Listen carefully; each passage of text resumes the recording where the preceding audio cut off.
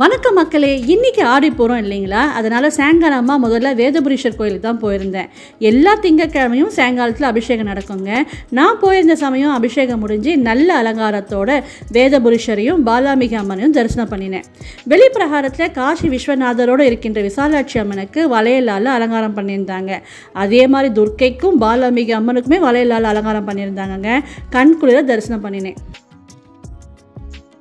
அங்கே சுவாமி கும்பிட்டுட்டு அப்புறம் ஆடி மாதத்தில் இன்றைக்கி தான் நம்ம திருவேற்காட்டு கருமாரியம்மன் கோயிலுக்கே போயிருந்தேங்க. அங்கேயுமே அம்மன் தரிசனம் முடித்த பிறகு விபூதி, குங்குமம், வளையல் பிரசாதம் கொடுத்தாங்க.